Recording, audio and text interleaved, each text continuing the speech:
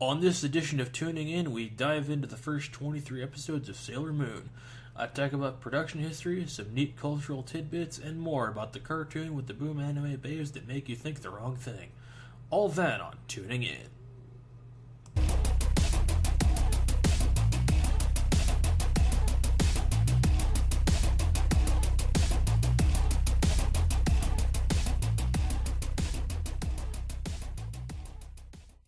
Hello, ladies and gentlemen. Welcome to Tuning In, where it's all animation all the time. This is Matt, your man in the booth, and today we're going to be talking about Sailor Moon, that cult classic shoujo anime manga.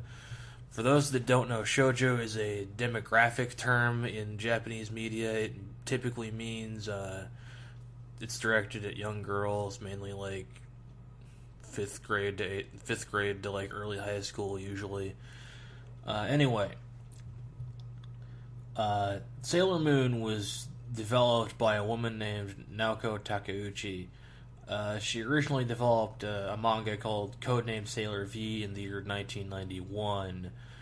And Toei Animation, which is a big-time animation studio in Japan, they've been around for years and years and years. They've animated Kinnikuman, Fist of the North Star, all the Dragon Ball media. They've animated One Piece since like 98, 99, and that's been a huge hit as well as many of their other shows. Anyway, Toei Animation was going to adapt it into an anime, but then Takeuchi was like, well, let me rework this into something different. She made Sailor V, also known as Sailor Venus, part of a team, and she developed Sailor Moon, which is a mixture of magical girls and Super Sentai. The magical girl genre has been around since, I think, the 60s. There's been a lot of shows in the magical girl genre over the years, like Sandy the Witch and Princess Tutu, and of course Cutie Honey. Super Sentai has been an institution in Japan since like 1975 or so. Basically, it's Super Sentai is basically the show that Power Rangers borrowed footage from. So if you know what Power Rangers is, you definitely know what Super Sentai is. And she was a fan of both Magical Girls and Super Sentai. So she developed the series, and originally it was just one arc. She was going to write one arc, and that was it. But it got really popular, so her editor in Toei Animation urged her to continue the series, and she wrote 4 more arcs over the course of the next several years.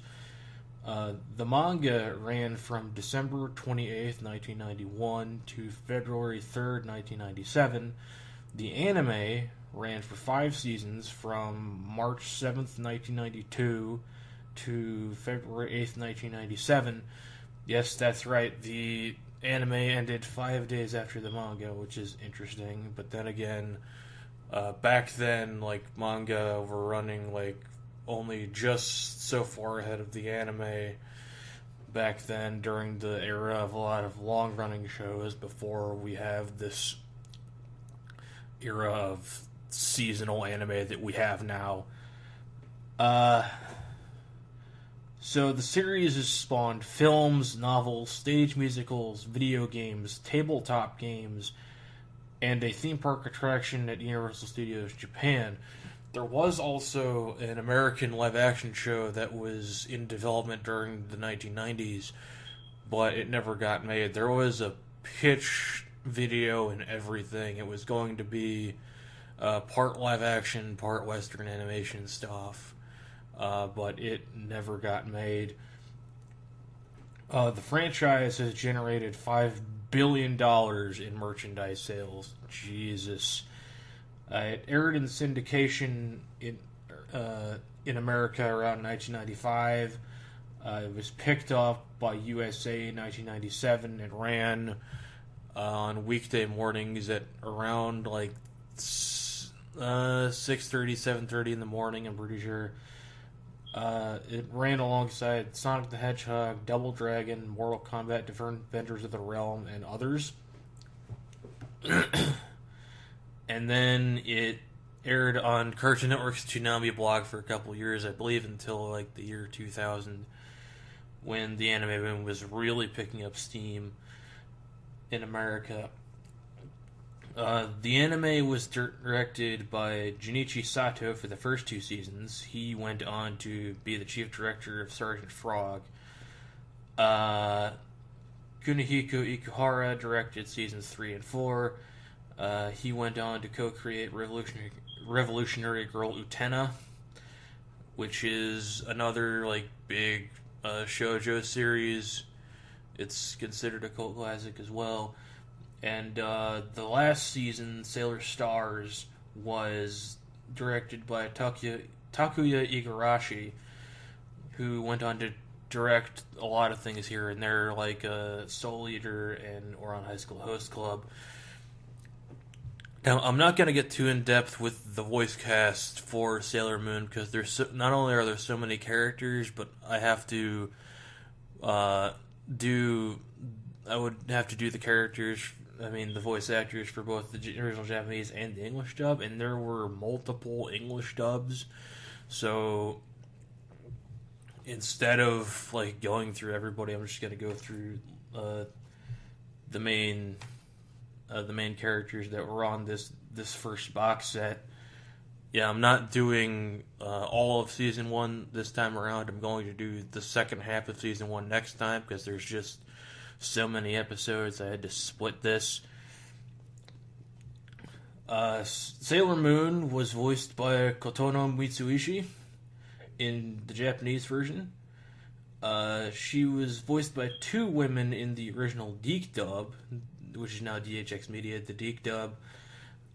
She was voiced by Tracy Moore and Terry Hawks. They kind of hot potatoed the role for a bit until about episode 22, when Terry Hawks took over the role permanently. And in the new Viz Media dub, Sailor Moon is played by Stephanie Sheh. In Luna the Cat, Sailor Moon's trusted companion, was voiced by Keiko Han in the Japanese version. Jill Frappier in the Deke dub. She has sort of a British accent in the Deke dub for some reason. And in the new Viz dub, she is voiced by Michelle Ruff. Sailor Mercury was voiced by Aya Hisakawa in the Japanese version. She was voiced by Karen Bernstein in the Deke dub, and she's voiced by Kate Higgins in the new Viz Media dub. And lastly, Sailor Mars was voiced by Michie Tomizawa in the original Japanese. She was voiced by both Katie Griffin and Emily Claire Barlow in the Deke dub. She was first voiced by Katie Griffin, but the role was taken over by Emily Claire Barlow sometime in the second season. And she is voiced by Christina V in the Viz Media dub.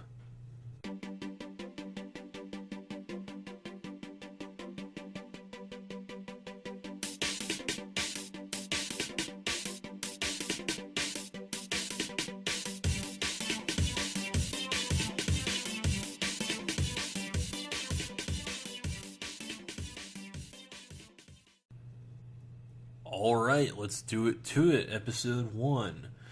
Now, the story revolves around a 14-year-old girl named Usagi Tsukino. She's a klutz, she's a crybaby, she's lazy, she eats a lot, she's failing all her classes. Not what you'd think of when you think protagonist, but yet here we are. So she saves a cat that's being harassed by some little kids. And the cat has a Band-Aid on her forehead for some reason. And she removes the Band-Aid to reveal like a crescent moon-shaped mark on her forehead. More on that later. All the while, there is this lady named Queen Beryl that's sitting in another dimension looking for an object called the Silver Crystal. And meanwhile, while her and her minions are looking for the silver crystal, she's trying to gather energy for the home world. So her minion Jadeite decides to possess the owner of a jewelry store and take all the jewelry and make it so the jewelry drains energy from the people wearing it. And the owner of the jewelry store just happens to be the mother of Usagi's best friend Naru. So they decide to go to the jewelry store because there's a huge sale on everything. And while that's going on, they run into this college student named Mamoru. He's very rude toward Usagi. He calls her bunhead in reference to her hair, which looks like an odango. Anyway, they discover that something's not right about the jewelry. The jewelry is turning the people into zombies, which are attacking people as well as they're being drained the energy. And they learn that Naru's mom has been taken over by some type of monster. And the cat comes back, and apparently the cat can talk, and gives Usagi a magic brooch, which she uses to transform into Sailor Moon, the hero Sailor Moon. And Sailor Moon's not good at fighting, so she has kind of a rough time at first. All she's doing is like crying. So then a guy named Tuxedo Mask shows up. He wears a tuxedo and wears a mask, so he uses Tuxedo Mask. He basically bails Sailor Moon out of a jam, and then Sailor Moon wins the day with her tiara. She throws her tiara at the monster, and it's defeated. Yay! Everything's okay. Now, episode 2, before I get into the meat of the story, Sailor Moon, mentions the Wakataka brothers. I looked up who the Wakataka brothers are. Well, the Wakataka brothers are mentioned in the Japanese version. The Wakataka brothers are famous sumo wrestlers. They were young rising stars in the sumo world in the early 1990s. It gave sumo a much-needed jolt in popularity because in the 1980s, sumo was having a lull. People thought that maybe sumo was done for. But the Wakataka brothers showed up, and people became invested in sumo again. And later in the decade, the Wakataka brothers became Yokozuna, which is the highest title you can possibly achieve in sumo. Anyway, so Usagi has this classmate named Umino, and he's a huge nerd. He wears these weird glasses. He has the hots for Usagi, but Usagi's like, no way. So Naru suggests that Umino go to a fortune teller to determine what he should do about how to win over Usagi. There's a couple of fortune tellers in town, but he decides to go to this back alley guy, and the back alley guy basically says, you can do whatever the hell you want. He kind of hypnotizes Umino into saying you can do whatever the fuck you want. You can, kill people for all they care. So Umino becomes kind of a delinquent. He throws rocks at the windows at the school. He's very forceful with Usagi, very forward. He wears a suit to school instead of the school uniform, which pisses some people off. So Umino is hypnotized, and Usagi figures out what's going on, transforms into Sailor Moon, and wins the day. Just a couple quick notes here. The character of Motoki is introduced. He's an employee of the arcade that Usagi goes to regularly. She has a massive crush on him, and Motoki is present throughout the season.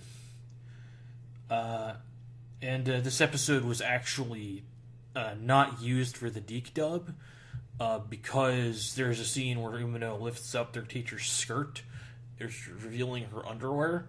So, and American censors didn't like that, so that episode was not used. So, episode 3, there is a radio show called Midnight Zero that gives out flower brooches to listeners who send in love letters. The DJ is named Jadeito, which is a dead giveaway for Jadeite. And all the while, there's a sleeping sickness going around where you get really exhausted, and then you get really exhausted, and then you wind up in a deep sleep that you don't wake up from for weeks at a time.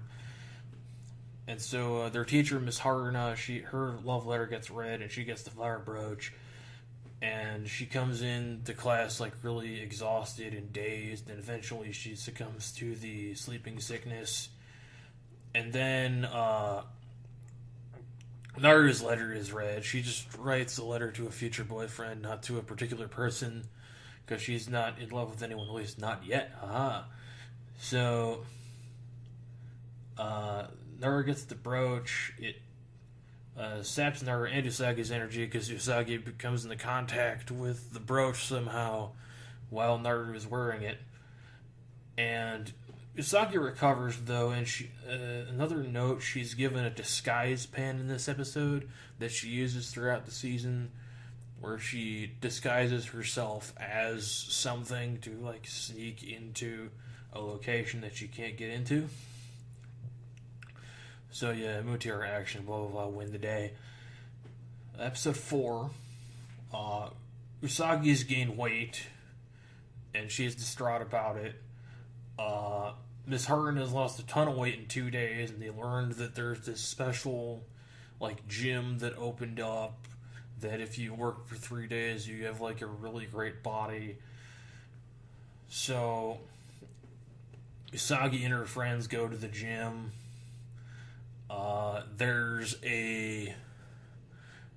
They have this device called a Shape Ray, but it turns out to be like a Dark Kingdom device that saps your energy. It makes you light, but it also saps your energy. And then there's a point where Usagi doesn't get into the Shape Ray, but there's a point where she, like, doesn't eat for a while because, like, she wants to look good, but then Motoki encourages her to eat, and Motoki's like, I don't like skin and bone girls. I like girls with curves. So Usagi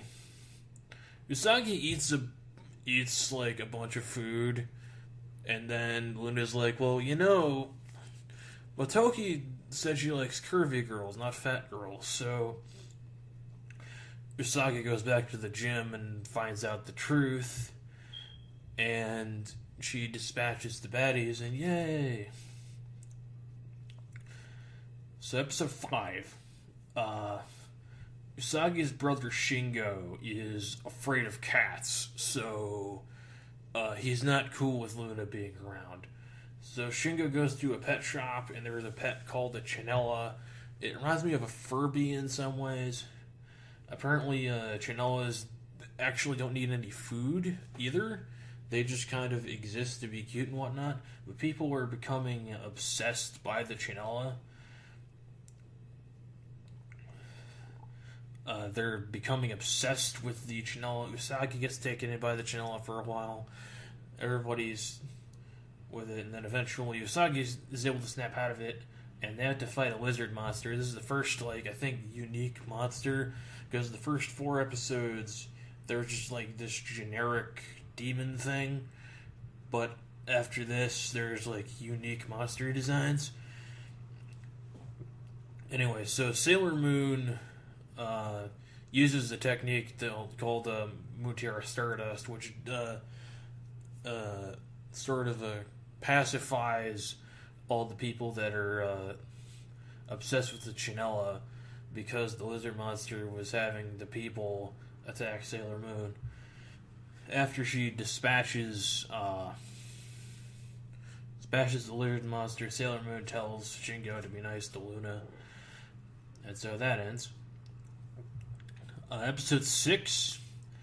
The bad guys are starting to experiment with music because they're using subliminal ultrasonic waves to hypnotize people and get energy from people. Meanwhile, Naru is apparently interested in jazz, and she has the CD from a guy named Yusuke Amade. Yusuke Amade is a jazz musician. Apparently, he developed a song called "The Waltz for Akiko" for this woman named Akiko in his life, who works for the recording studio. The bad guys plant a tape to affect any music recorded on it with the subliminal ultrasonic waves. The tape winds up with Yusuke, and so the bad guys are after Yusuke. Usagi follows him to a jazz club, uses the transformation pen to get in. They wind up at the recording studio and destroy the tape.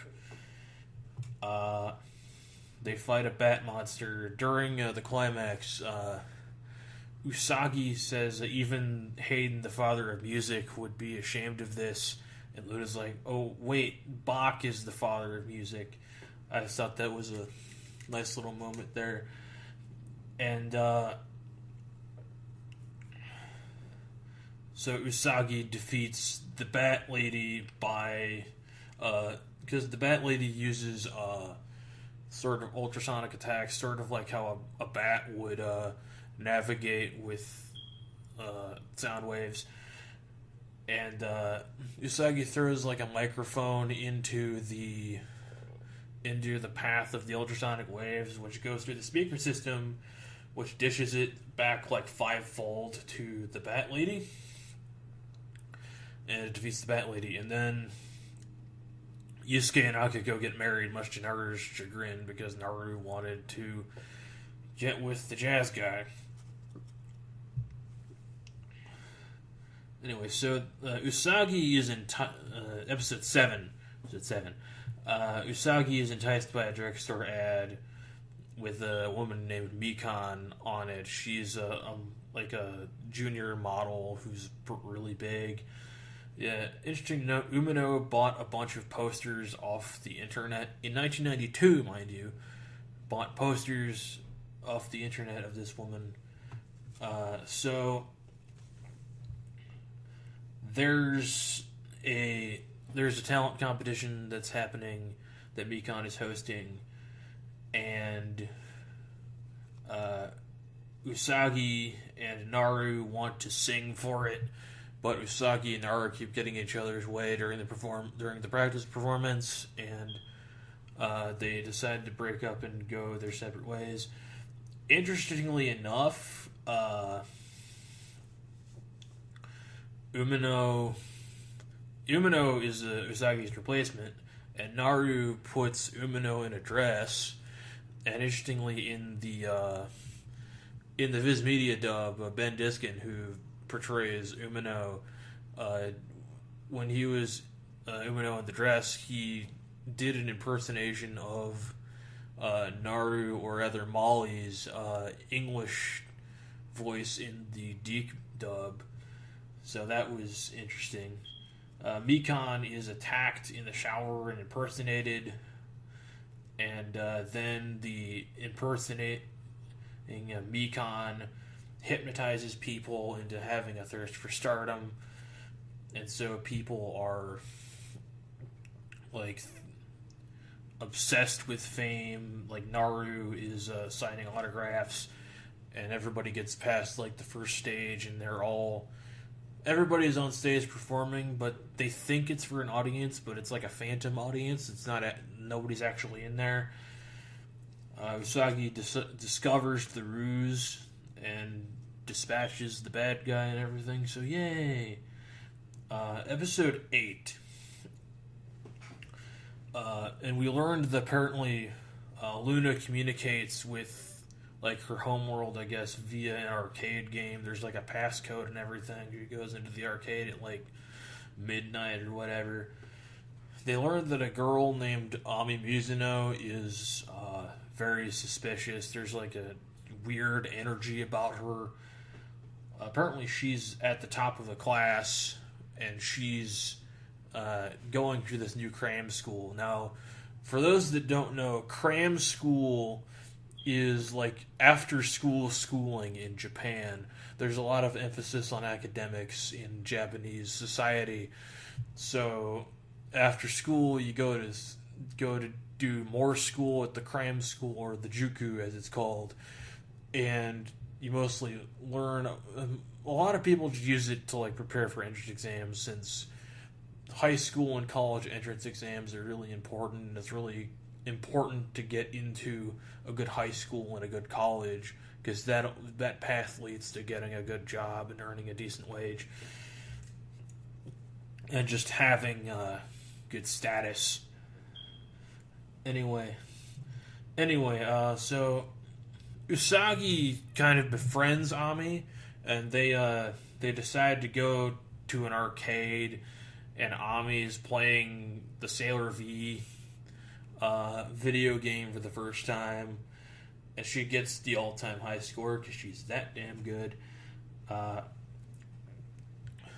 But Ami is running late for cram school. She goes to cram school, but she drops a floppy disk. Usagi, she finds the floppy disk, but she kind of gets distracted, so she doesn't get the floppy disk to her right away, and they learn that the floppy disk is evil. The floppy disk is evil. It makes it drains people's energy, basically, and makes them obsess about studying.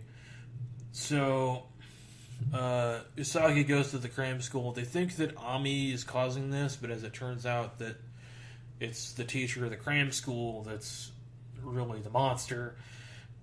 And there's a point where Usagi's being attacked by the monster, but apparently the monster asks questions as she attacks, and if you get the answer correct, it neutralizes the attack. But Usagi is not very intelligent, so she keeps getting hit. And Ami is apparently immune to the powers of the evil floppy disk. So, and it turns out that Ami is also a Sailor Guardian. She is Sailor Mercury. Luna gives her the transformation pen for Sailor Mercury. Turns into Sailor Mercury. She shoots bubbles, apparently, which is not an offensive attack. The bubbles sort of act as like a mist that sort of mask your presence, and it's a huge defensive move. Ami defeats the monster, and yay! So, episode 9, the bad guys want to harness anxiety, and so they do this by they establish a clock shop, and they establish all these new clocks, and Usagi's mother buys her a clock since she's always late, and it's hard to explain, but the clocks basically make people lose their sense of time. They always think they're running late. They're always nervous that they're running late, but they're really really early, and they're really impatient.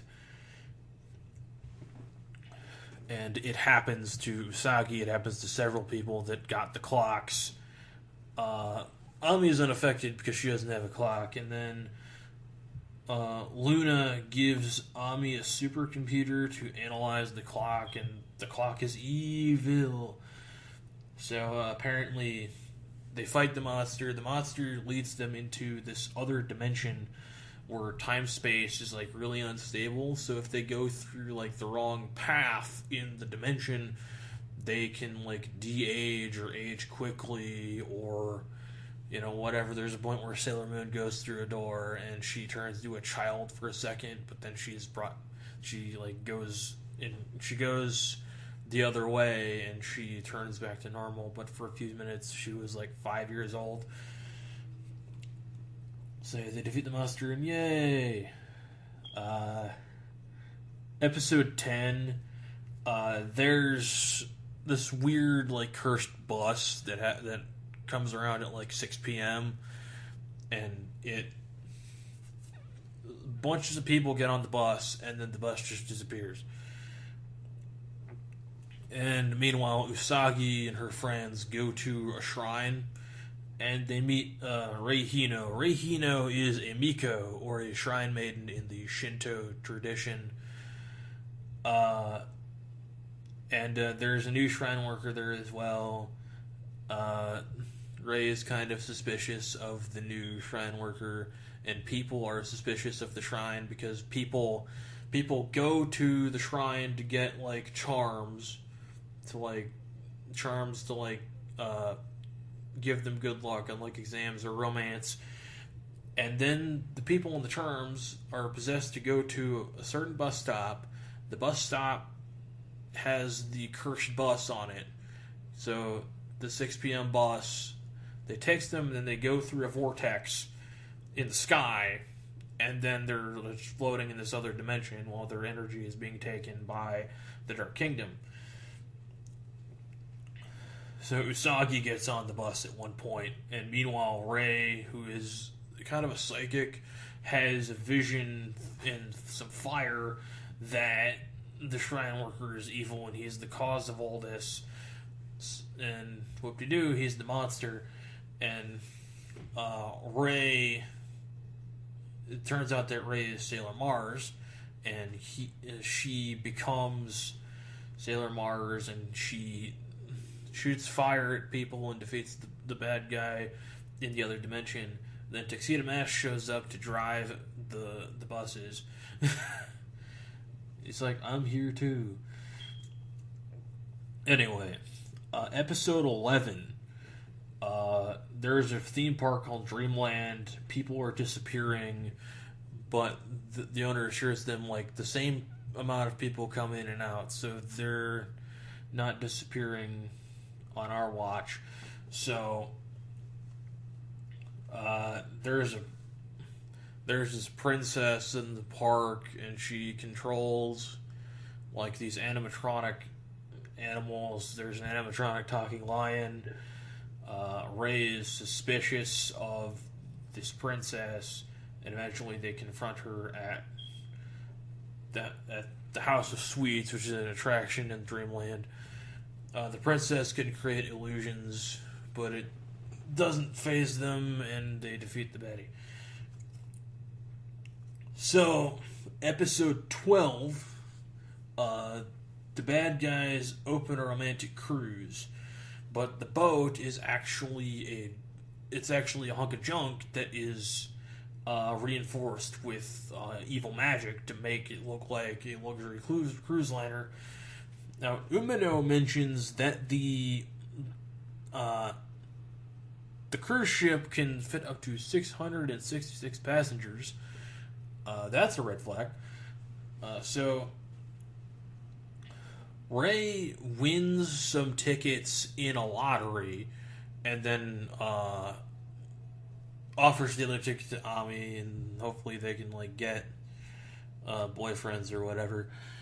And Usagi uses her transformation pen to sneak on board, and then runs into the captain, who is actually Jadeite. And then they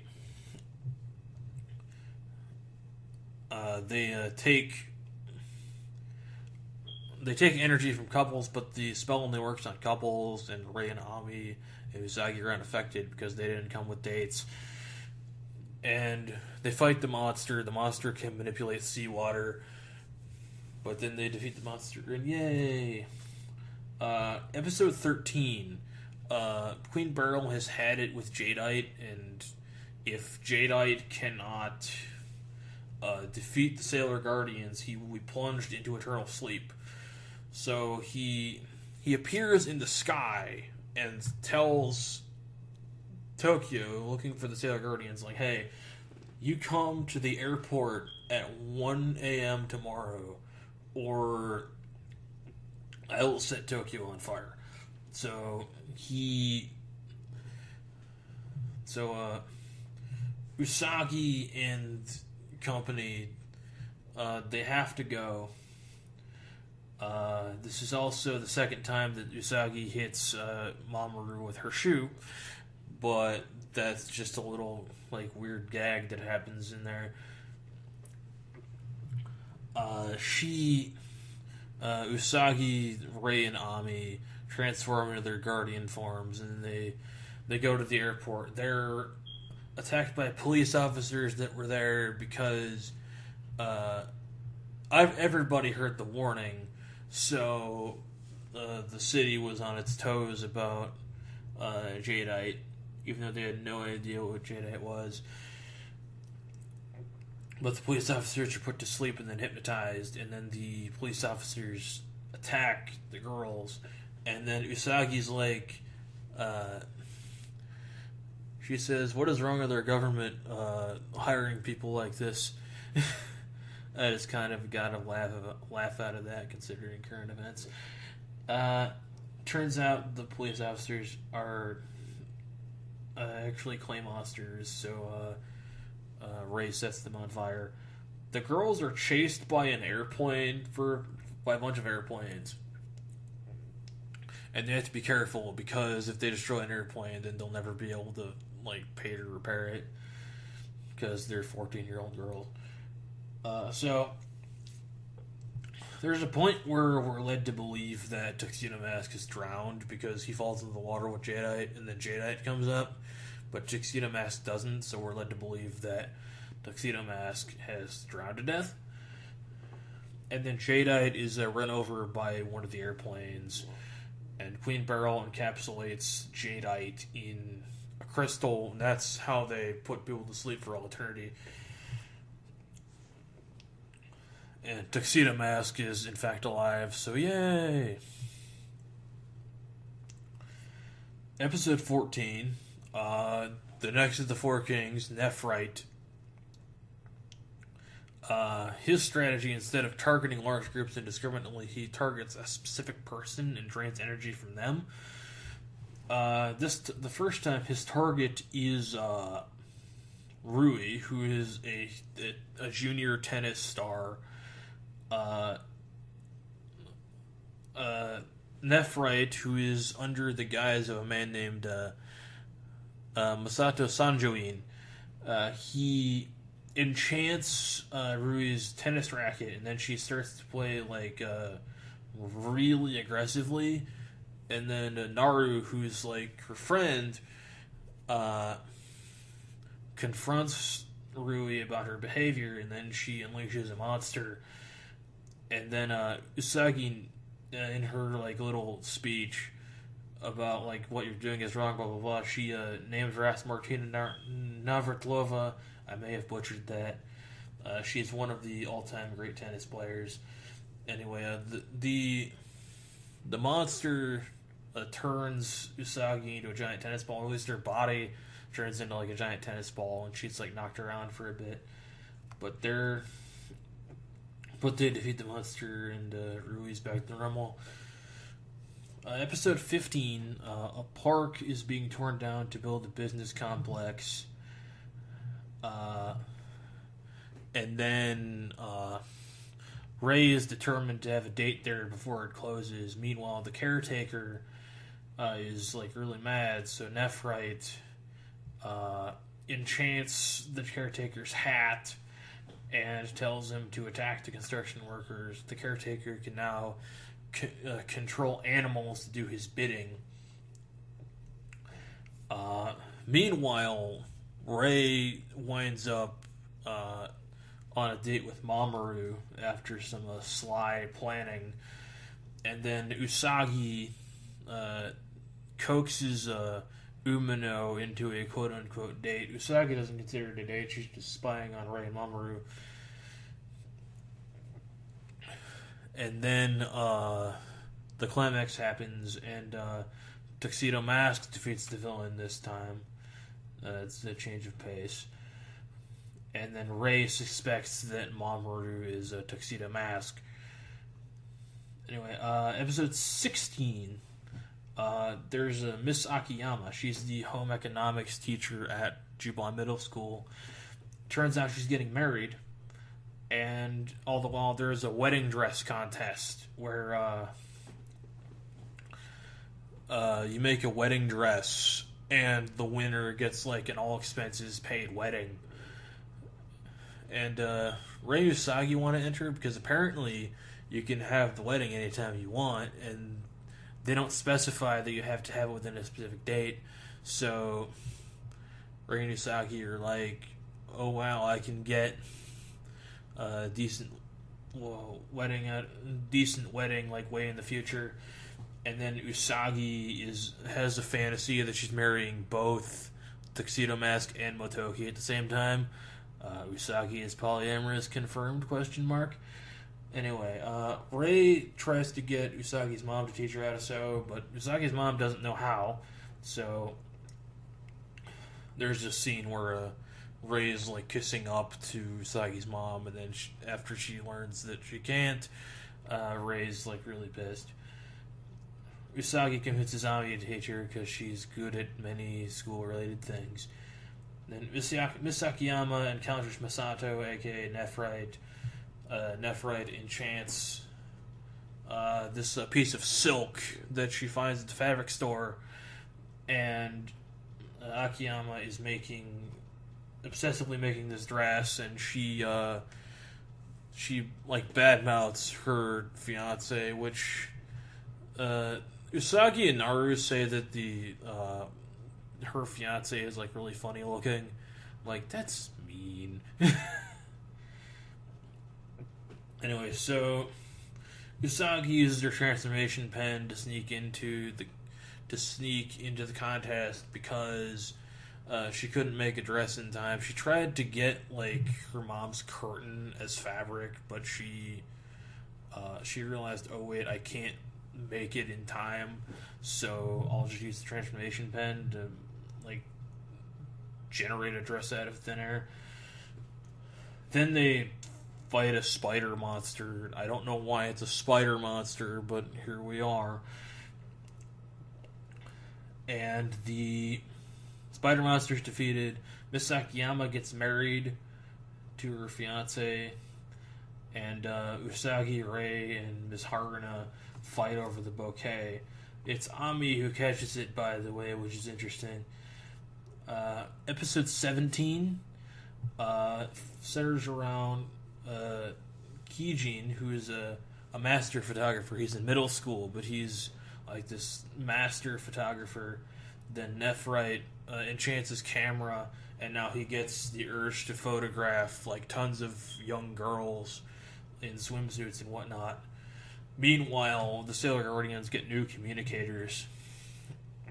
Usagi kind of misuses it at first. And Ami's like, well, I'm busy solving a math problem, and you're just telling me useless crap, so bye. Usagi suddenly wants to become a model, and she gets selected, like I think everyone does, actually. And the girls who are photographed by Kijin's camera they vanish. And then the energy is and Kijin's energy peaks, and then the monster comes out. The monster is similar to the camera. The monster shoots out a beam, and if you get hit by the beam, you're turned into a photograph. You're trapped in a photograph. And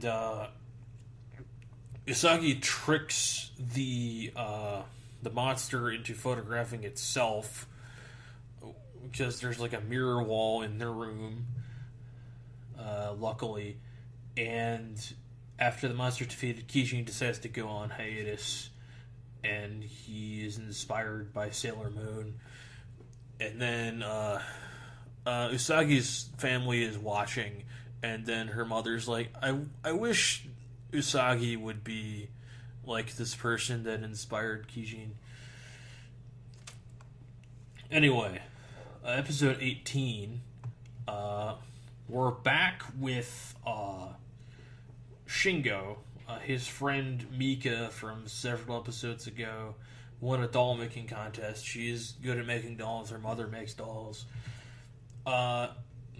She offers the doll to Shingo, but Shingo accepts it at first. But then his male classmates kind of make fun of him. They tease him for it. So Shingo, like, instantly refuses the doll instead, and then the doll falls and breaks, and then he destroyed it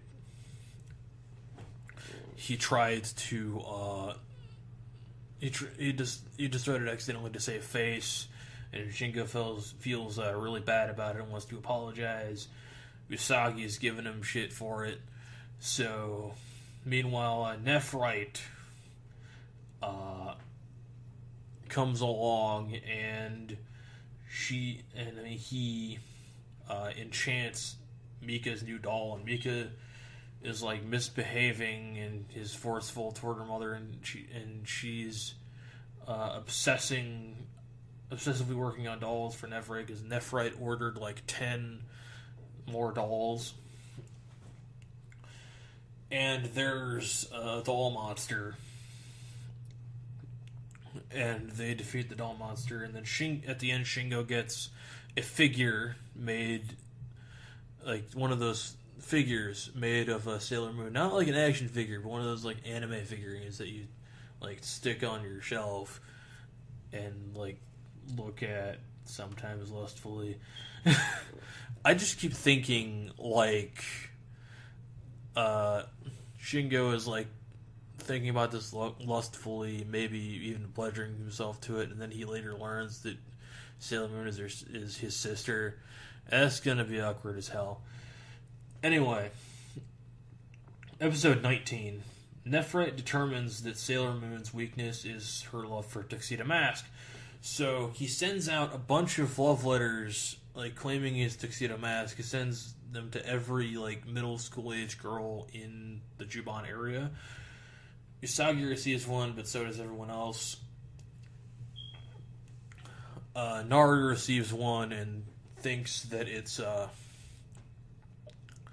Masato, aka Nephrite. Naru has the hots for Masato Sanjoin. Meanwhile, Rei has a cold, so she's bedridden despite getting a letter from quote unquote Tuxedo Mask. And there's Naru comes to the location. It's basically a mall at the designated time, and Nephrite is wearing a Tuxedo Mask costume, and then he's charming Naru at first, but then he's you're Sailor Moon, turn into Sailor Moon, I know you're Sailor Moon. And then Naru's really confused because Nephrite was buttering her up earlier, but then he's really forceful, saying, I know you're Sailor Moon. And then Usagi and the real Tuxedo Mask show up, and they're attacked by a green lion, and Nephrite traps them in an elevator that went to the top floor, and then it was going to quickly drop to the bottom and crush, and then that would have crushed Sailor Moon and Tuxedo Mask. But it's sort of a Bond villain situation, because Tuxedo Mask and Usagi they get out of the elevator relatively easily. They just go through the hatch on top. I think Nephrite kind of made a huge misstep there and just didn't bother with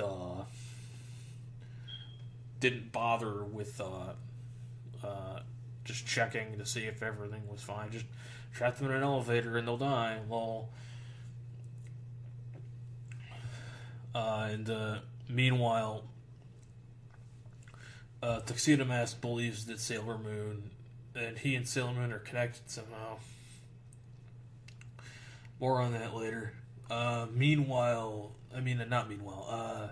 Episode 20. Usagi, Ami, and Rei arrive on a beach. They're going to this place for like a training camp or whatever. Usagi is fantasizing about the private beach and all the half-naked men, and Motoki's in a Speedo, and Tuxedo Mask is parasailing with his clothes on. It's great. Their beach house that Rei has a timeshare for or something it's a creepy mansion it has the word Adams on it. That has to be an Adams Family reference. And the workers in the house are a wolfman, a Frankenstein, and like a ghost-looking lady that reminds me of Morticia Adams. Meanwhile, the head of the house is trying to goad his daughter into using her psychic powers for evil, and he's trying to get her to manifest her powers into a ghost to scare people off. And eventually the ghost attacks the father, and they have to deal with the ghost. And they eventually dispel the ghost. Rei's an expert on ghosts. She's a psychic / Shinto priestess, so yeah. Episode 21, there's going to be a Sailor V anime, and two of the animators, Hiromi and Kazuko, are like, they're really tight, they're best friends, they've been best friends for a while. They're working on it, but the Kazuko is getting like great marks from the director, but the director's not really feeling Hiromi's work, and Hiromi doesn't really get his instructions because there needs to be love here, there needs to be passion here, and it's really abstract instructions on something that, like, it's a visual medium, so they need to be easily understood so they can animate it. And then Hiromi starts to get really competitive. Nephrite comes along to enchant Hiromi's pencil, but like Ami is hot on his tail because at this point they already know that Masato Sanjuin is Nephrite. Ami is uncharacteristically hot on his tail, and then she loses him. Of course, the reason, like, how they get involved is, like, Hiromi drops some animation cells, and Ami goes to return them, and she finds Masato Sanjuin, aka Nephrite, at the animation studio. And the girls are at the animation studio, like, chatting it up and obsessing over, like, the animation cells. At least Rei and Usagi are, like, super excited to be there. And then Hiromi's like, get the fuck out of here, you're just a bunch of fangirls trying to get cell drawings. And then the director calls in the middle of that, and like, Hiromi has been entrusted with the final scene, and Hiromi wants to kill off Sailor V in the last scene of the movie. And the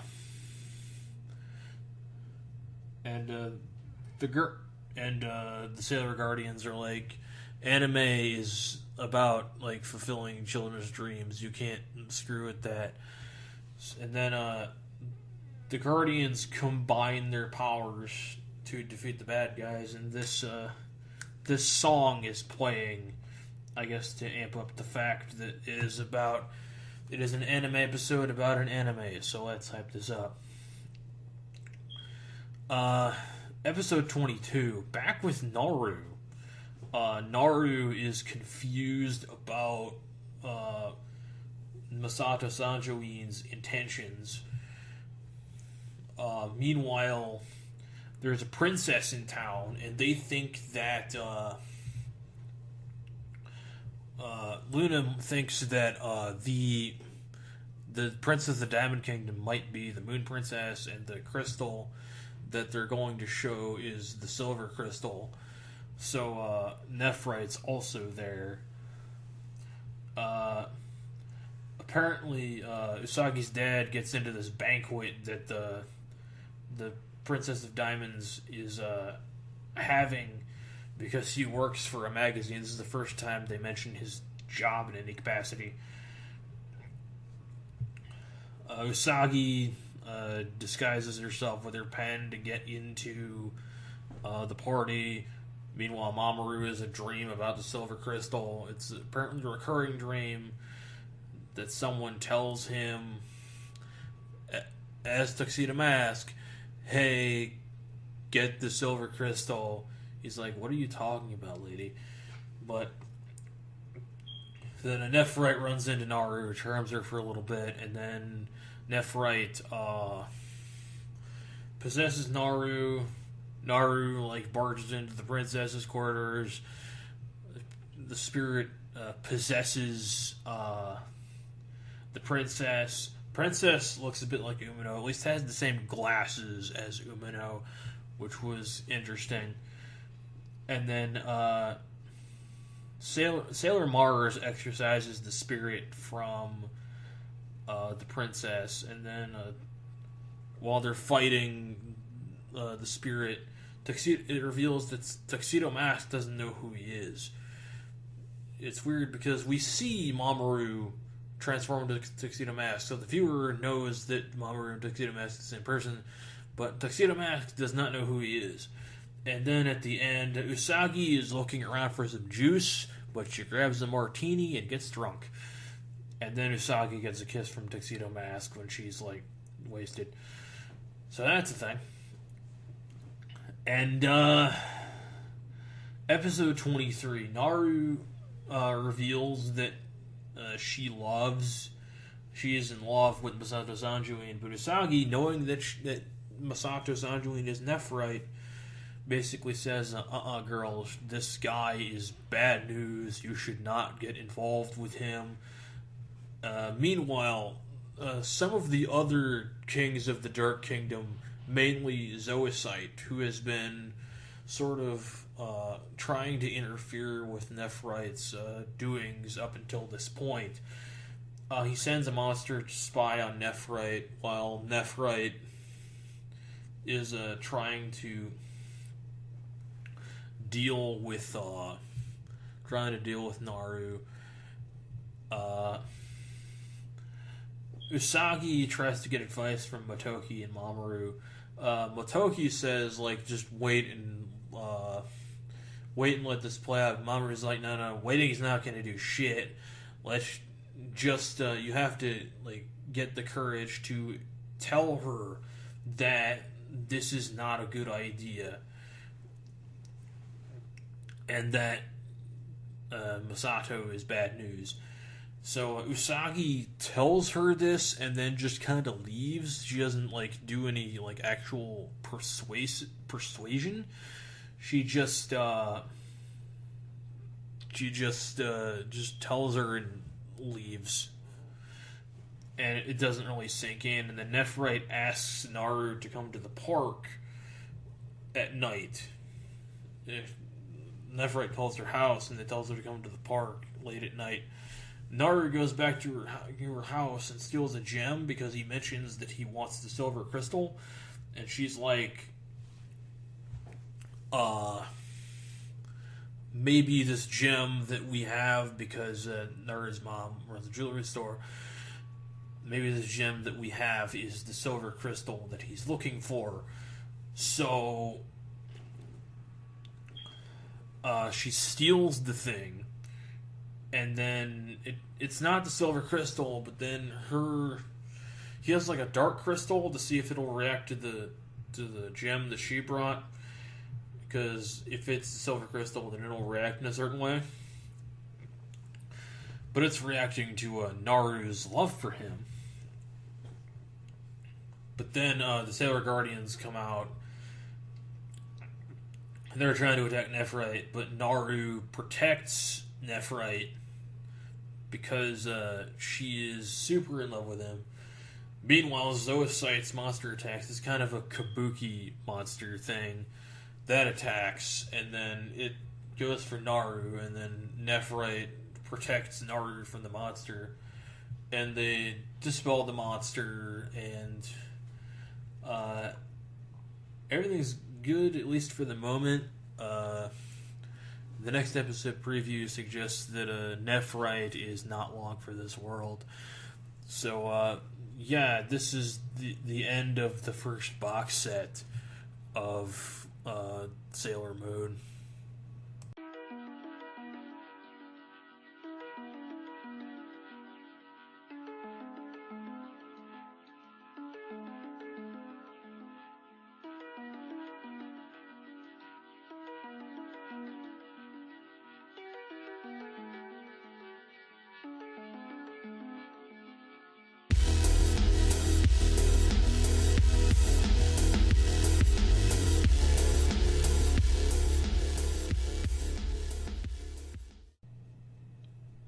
Now, that's it for this DVD set. Next time I'll be looking over the second half of Season 1, episodes 24 through 46. It's going to be a good one. Sailor Moon had quite the cultural impact. It had a huge presence on the early internet. People on like forums in the 90s talking about episodes that hadn't aired yet, that were in Japan, or just, in general, it had a huge presence on the internet and like a huge staying power in the States. How you had these young girls fighting for love and for justice. It was, some women would argue that it really empowered them, and it's a huge feminist piece. Some would argue that it doesn't necessarily, however, because Usagi specifically is kind of a crybaby, and she's lazy, and she's not a great protagonist, and some of the characters are like massive stereotypes, and there's characters that like are obsessed with getting married, or obsessed with love, or obsessed with like staying thin or whatnot. But you know what? To each their own. Because, like, I think it's pretty good for young girls, but some people may not think that, and that's okay. So, this is the end of this edition with Tuning In. Next time, we're going to look into... we're going to dive into the latter half of the season. So, thank you for tuning in to Tuning In. See you next time, y'all.